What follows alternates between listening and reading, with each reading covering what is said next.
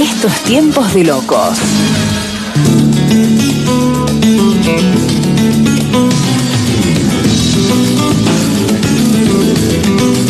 Recibimos en la mañana de Así Son las Cosas a la licenciada en Psicología Ana Blanco, porque nos va a hablar de duelos gestacionales y perinatales en una disciplina que se llama psiperinatales. Así, Ana, buenos días, bienvenida al programa, ¿cómo va? Buen día, muchas gracias por la invitación.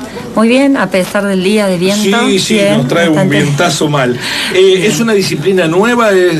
¿Funciona desde mucho tiempo? ¿A qué refiere? Bueno, nos interesa avanzar sobre eso en un tiempo donde, después lo preguntaré, si la maternidad está puesta hoy en duda como proyecto personal. Pero vamos con lo básico, inicial, Ana. Te cuento un poquito.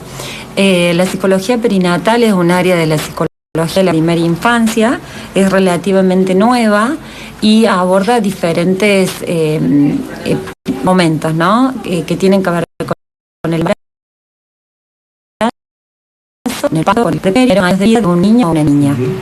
Te digo que es relativamente nueva porque surge alrededor de los años 90, donde se van dando como diferentes factores. Uno de ellos tuvo que ver con este cuestionamiento que se le hace al rol del psicólogo, que trabajaba puertas adentro en el consultorio, y se comienza a pensar en un psicólogo, una psicóloga involucrado en la comunidad. Para ese tiempo, la doctora Alicia Oiberman, que es gran referente de la psicología perinatal, es convocada desde el Hospital Ana María Goitía de la Ciudad de Buenos Aires para observar los disturbios que surgían en torno a la lactancia. Era un tema que en esa época, en esos años, preocupaba. Cuando llega a hacer su trabajo, se encuentra con que no solamente había disturbios y algunas incomodidades en torno a la lactancia, sino que también había mucha demanda por parte de ginecología, obstetricia, neonatología, donde no sabían cómo manejar diferentes situaciones. Por ejemplo, qué hacer o qué decirle a una mujer con una crisis de nervio antes de entrar a la sala de parto o a quirófano. O qué palabras llevarle al papá cuando su hijo quedaba internado o hija en la sala de unidad de terapia intensiva neonatal. Fue así un poco como se fue forjando, digo, en base a las demandas que iban surgiendo esta área. También con el cambio de paradigma que hubo, ¿no? Donde ya se deja de pensar en esto del instinto materno, que se escucha mucho, ¿no? No hay una cuestión de instinto, no es algo innato que la mujer trae, sino que es una construcción. Tiene que ver con más bien cuestiones psicoafectivas que pueden o no surgir en una mujer, ¿no? Suele ser un trance determinante para la vida de la mujer, la maternidad. Sí, tal cual. Lo digo, lo es para el hombre también, pero básicamente es la mujer que tiene el peso de esa centralidad. Sí, tal cual. Hoy la mujer se permite dudar, se permite pensar, se permite cuestionarse si quiere o no, digo, gestar, si quiere o no parir, de qué forma lo quiere hacer, Hay una ¿no? presión cultural muy fuerte. ¿A cuándo vas a ser mamá? Exacto, ¿no? sí. Es muy difícil eso de no sentirlo, ¿no? Porque Exacto. la sociedad, si bien ha cambiado mucho, de hecho estamos en ese cambio, tengo esa impresión. Las nuevas generaciones ya no vienen con ese peso, aunque no pueden sacárselo plenamente de encima. Sí, tal cual, porque tanto las maternidades como la crianza, digo, no son rosadas, ¿no? Vienen con un montón de cuestiones y por suerte, como dijimos, hoy se permite el poder expresarlo. De hecho, cuando hablamos de puerperio, que es una etapa donde hay mucho desconocimiento. Yo cuando hago el recorrido en la institución donde trabajo, a las mujeres que acaban de parir y les pregunto, digo, cómo se sienten, si conocen acerca de qué se trata el puerperio, dicen no saberlo, ¿no?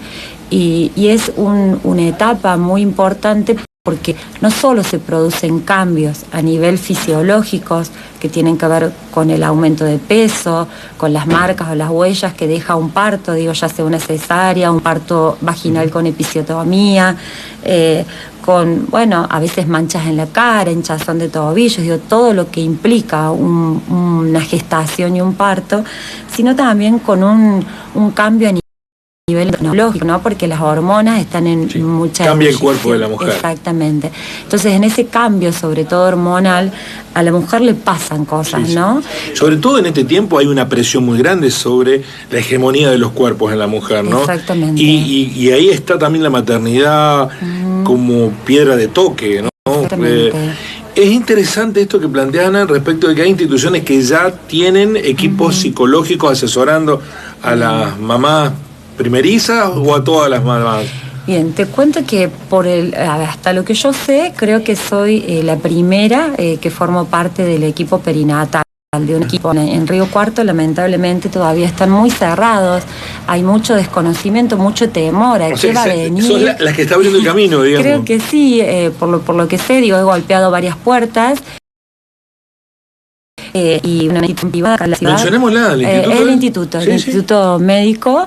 Sí, la verdad es que yo hice mi práctica profesional, yo me formé con gente del CONICET, que pertenece al área de psicología experimental y matemática. Pude hacer un posgrado internacional, no la especialidad porque eso implica tener que instalarme en Buenos Aires, pero tiene el mismo valor. Y bueno, luego de hacer la práctica, tuve una reunión con el director y el jefe de la terapia neonatal, donde consideraron la importancia que hace a la presencia, ¿no?, de un profesional que pueda acompañarlos, porque también pasa que muchas veces son los profesionales los que no tienen herramientas, ¿no?, para afrontar determinadas situaciones. No solamente el paciente, sino también a la escucha, abrir a la escucha de estos profesionales que se ven por ahí muy bombardeados, muy, así como sorprendidos por situaciones que van surgiendo. ¿Cuándo empieza, Ana? ¿Cuándo empieza el abordaje psicológico? ¿Desde el momento que empiezan los controles? Sí, desde antes también, ¿no? Desde el deseo mismo que una mujer puede tener de gestar, ¿no? Porque esto mucho se habla del embarazo, pero hay que retomar un poquito más allá y repensar desde esa mujer que acunaba bebés, que jugaba a la mamá y al papá, que jugaba a tener una familia. Entonces, desde ese momento, ¿no? Desde antes de gestar, de tomar la decisión de gestar, que muchas veces no es tan simple como la mujer se plantea, porque se encuentra con circunstancias que pueden hacer que esa gestación no se dé o no llegue en el tiempo que ellos quieran, ¿no?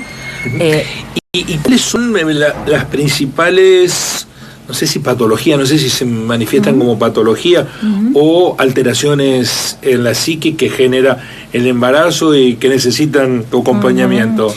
Bueno, como te decía, que a nivel hormonal hay se producen muchos cambios. Uno de los síntomas más notorios tiene que ver con la ambivalencia, ¿no? Luego de gestar, la mujer se encuentra con esta situación en donde no sabe bien cómo resolver, cómo criar, cómo alojar a ese recién nacido que llega tan pequeñito. Entonces, por momentos aparecen ganas de llorar, por momentos ganas de reír. No hay registro de si me bañé, si comí, si fui al baño. Hay toda una Supongo que cientos de mujeres que nos están escuchando, pasé por eso. ¿Y ahora qué hago? Tal cual, también es muy cómico por ahí escuchar que me dicen, no sé dónde guardé la mamadera o metí el talco adentro de la heladera, porque a nivel cognitivo también se preservan las funciones. Es decir, la mujer, la atención está puesta en criar a ese bebé o a esa bebé y todo lo demás queda ahí como detenido en el tiempo, ¿no? Muchas me dicen, pero creo que me estoy volviendo loca, yo no sé si tendré Alzheimer, no me acuerdo de las cosas, y es decirle simplemente estás puérpera, ¿no? Que ese periodo se extiende desde el nacimiento hasta los 2 años de vida, así que yo le digo, chicas, tienen ahí para paciencia. Poder, exacto, y paciencia quien acompaña, ¿no? A esa pareja que también de alguna manera necesita ser abogado, sí, porque pareciera, la lógica en respuesta de los hombres no debe ser para tanto. Algunos sí, otros no. Se ve mucha mayor implicancia de las parejas, ya sean hombres o mujeres también, que acompañan. Uno ve en las clases de preparto cómo ellos también quieren saber, cómo ellos también van poniendo el cuerpo, acompañando por ahí los movimientos de quienes hacen un ejercicio. Hay una mayor implicancia. Hay una... Bueno, no sé si es una etiqueta. ¿Existe la depresión posparto? sí existe, pero también se confunde mucho, ¿no? En lo que conocemos como en psicología perinatal hablamos generalmente de baby blues, que son episodios, digamos, de tristeza que la mujer manifiesta con todo esto que yo te estuve mencionando, y que muchas veces cuando no son abordadas de una manera adecuada se confunden con depresiones, son medicadas, se hace una interrupción de la lactancia, entonces eso genera otras consecuencias. Por eso hay que ser como muy cuidadosos los profesionales y respetuosos a la hora de atender a una mujer puerta. ¿Y se da el extremo, Ana, del rechazo al bebé recién nacido? Sí, muchas veces suele pasar, ¿no? Esto que es, a ver, uno cuando empieza a gestar, empieza también a gestar una idea de ese que está en mi panza. Tiene anhelos, tiene ilusiones, es ese bebé ideal, ¿no? Que va a ser parecido a, o que va a ser como, y de repente ese bebé nació y no es lo que yo esperaba, o puede pasar que ese bebé sea producto de una violación, de un abuso. Digo, entonces, bueno, se desencadenan un montón de situaciones que hacen a que la mujer pueda poner en juego la función del maternaje, ¿no? Porque muchas veces se confunde esto, se cree en la sociedad que el hecho ya de parir hace que uno sea madre, y no, se habla de progenitor o progenitora. El ser madre implica ejercer una función que se construye con el tiempo, porque digo también... Ser madre es mucho más que parir. Exactamente, tiene que ver con una función, y una función muy compleja, que por suerte hoy las mujeres tienen la posibilidad de decir: estoy cansada, no aguanto más, a veces no sé qué le pasa, llora todo el tiempo, no me deja bañar, tengo ganas de por ahí tirarlo por la ventana. Digo, han surgido también estas frases que por supuesto uno tiene que indagar un poco más y ver si hay algo más ruidoso, o tiene que ver con una frase dicha en un momento de desesperación, ¿no? Bueno, es muy interesante. Está con nosotros la licenciada en psicología Ana Blanco, que es integrante, la primera psicóloga en una institución sanatorial que está trabajando en asistir o en contener el tránsito emocional que atraviesan las madres. ¿Cómo es? Porque no es una terapia tradicional, clásica, ¿no? No. Si bien yo estoy en consultorio privado, en un espacio que se llama Conatus, acá en la ciudad, y llegan muchas mujeres con algunas, dudas, algunas problemáticas por ahí a trabajar, pero generalmente son situaciones bien oportunas, ¿no? Que van surgiendo. Por ejemplo, se da la internación de un bebé que nació en situación de prematurez, y esa mamá y ese papá están angustiados, no saben qué es lo que va a pasar. Esa mamá tiene que ir a su casa y tiene que dejar a lo más preciado ahí enchufado a una máquina, al cuidado de otras personas. Entonces eso genera mucha angustia, impacta en las subjetividades de esos papás. Entonces mi trabajo es poner palabras a todo eso, ¿no? Crear un espacio donde pueden contar cómo se sienten, qué les pasa con todo esto, en qué yo los puedo ayudar. También suele pasar que relatan preocupación porque en la casa quedaron otros hermanitos que están al cuidado de una vecina. Muchas veces no hay red de contención, o mujeres que llegan solas. Para que el impacto en otros hijos Exacto. Cómo le cuentan, cómo le dicen que llego sin la panza, pero llego sin el bebé. Aparecen fantasías muy persecutorias en los más chiquitos en torno a eso. Entonces uno trata de acercarle herramientas de cómo hablarle, qué decirle, siempre con la verdad, pero con un diálogo que sea... ¿También estás en el parto? Sí, me ha tocado presenciar parto. Porque ahí en el parto también, he estado en los dos partos de nuestra hija, el rol del equipo es muy determinante para que la mujer saque la fuerza que necesita para pujar, o para que no se ponga nerviosa en la situación, porque a veces no es un minuto, dos, es mucho tiempo, ¿no? Las energías se agotan. Ahí hay el factor estimulación o contención muy importante. Ni la ginecóloga, ni la obstetra, ni la partera, que están abocadas a otro rol, ¿no? Pueden hacerlo. Y nosotros, hombres, ahí somos A mí estamos más asustados que la propia mujer, ¿no? Exacto, sí.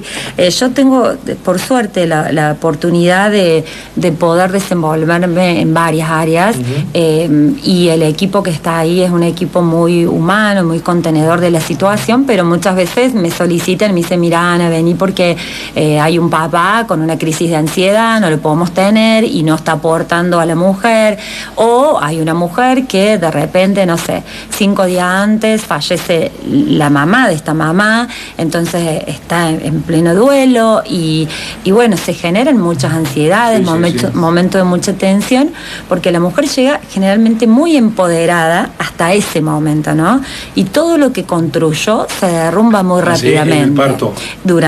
En el preparto. O también llega con la idea de este parto vaginal, bien idealizado, voy a estar 2 horas, voy a pujar, voy a parir y me voy a ir a mi casa a las horas o al otro día. Y muchas veces no es así. Esa suele ser la excepción, ¿no? Exacto.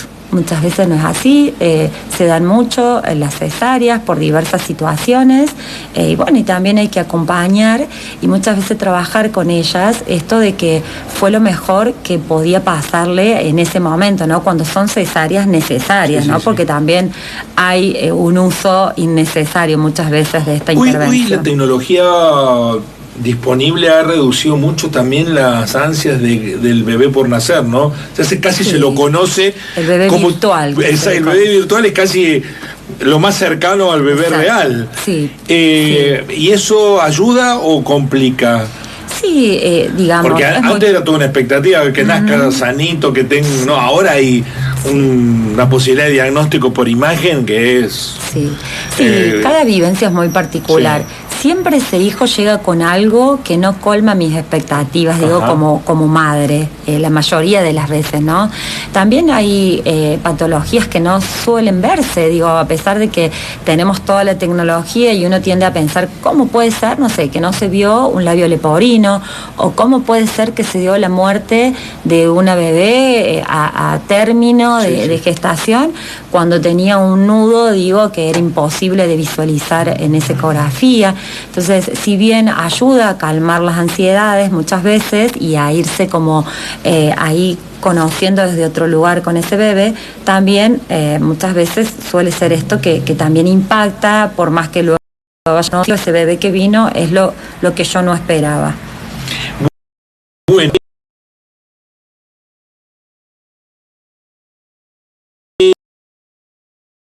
¿El registro ya de comportamientos que se pueden estandarizar o todavía es muy nueva la ciencia? No, todavía es muy nueva, muy nueva. Todo va sorprendiendo, digamos. Bueno, ¿y qué sugerencias mínimas se pueden hacer por fuera de la terapia, digamos?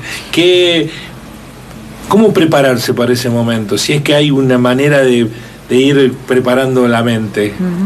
Sí, yo creo que, todo es muy subjetivo, ¿no? Cada mujer puede recurrir a la terapia que elija, que produzca bienestar en ella. Por ahí la escucha es muy importante, el que puedan poner en palabras aquellas situaciones que por ahí las aquejan o las inquietan, que se puedan hacer preguntas.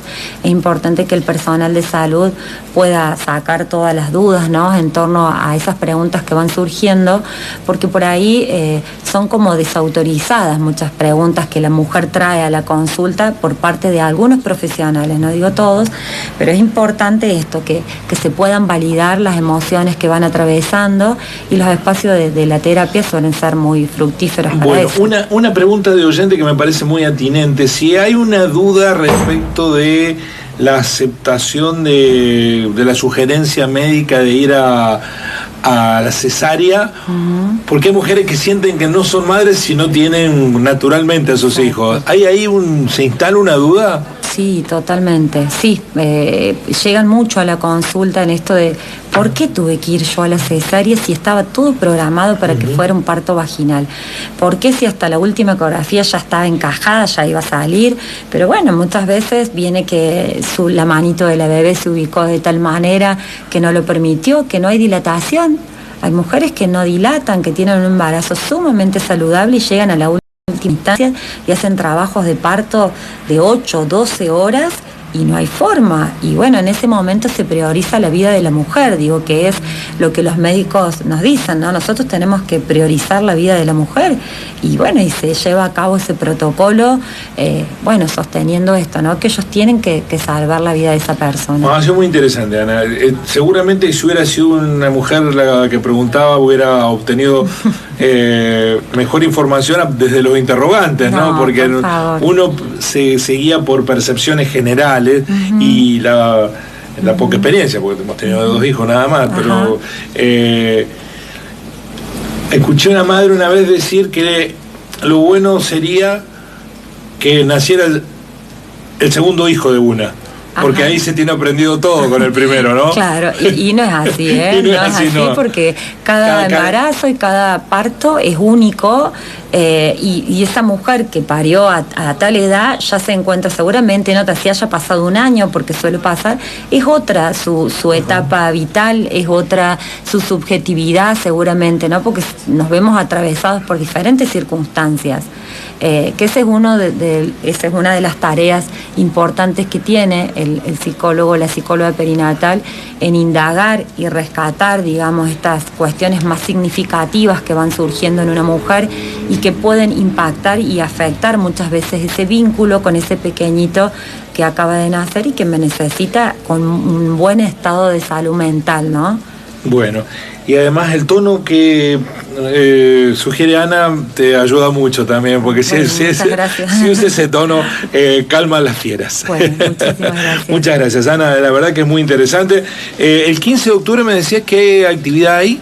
En realidad se conmemora en el mes de octubre, en algunos países el 15, en Argentina también.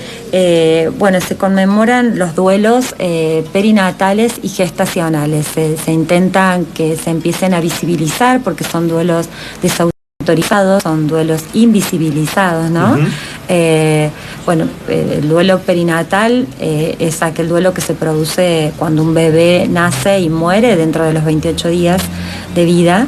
Y el duelo gestacional es aquel que se da por una muerte con un bebé entre 22 y 28 semanas de gestación o menos de 500 gramos, ¿no? Donde ahí la mujer no lo puede inscribir en el registro civil, no le puede poner un nombre, como si eso no significara, ¿no? No tiene palabra, no tiene entidad.